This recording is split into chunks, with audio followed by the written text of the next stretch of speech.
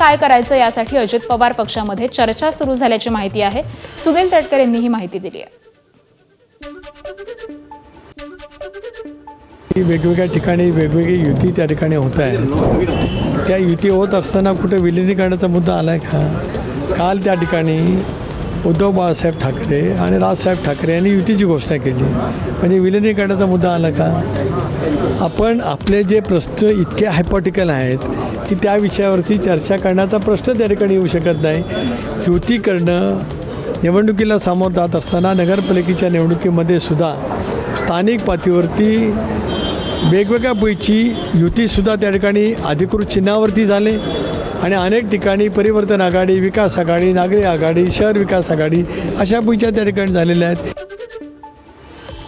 पुणे पिंपरीप्रमाणे ठाण्यात देखील दोन्ही राष्ट्रवादींची युती होण्याची शक्यता आहे. 30 तारखेपर्यंत प्रस्ताव आल्यास पक्ष श्रेष्ठींकडे पाठवणार असल्याचं ठाण्याचे राष्ट्रवादीचे जिल्हाध्यक्ष नजीम मुल्ला यांनी सांगितलंय. त्यावरती शरद पवारांच्या राष्ट्रवादीनं देखील आता सकारात्मक उत्तर दिलंय.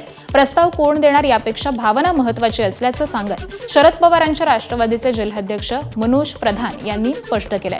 त्यामुळे दोन्ही राष्ट्रवादीच्या पदाधिकाऱ्यांनी होकार दिलाय. आता अधिकृत घोषणा कधी होणार याकडे लक्ष असेल.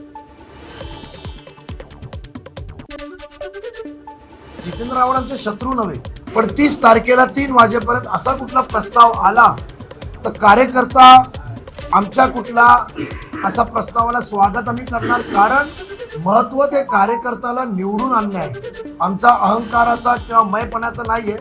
आम्ही कार्यकर्त्यांसाठी कधी वेळ प्रसंगी निवडून येण्यासाठी त्यांच्या सोबत जायला लागला, त्यांच्या दारात पण जायला लागला तर आम्ही जायला तयार आहे. पिंपरी चिंचवडमध्ये दोन्ही राष्ट्रवादींमध्ये जागा वाटपावरून जोरदार खलबतं सुरू आहेत. शरद पवारांच्या राष्ट्रवादीचे खासदार अमोल कोल्हे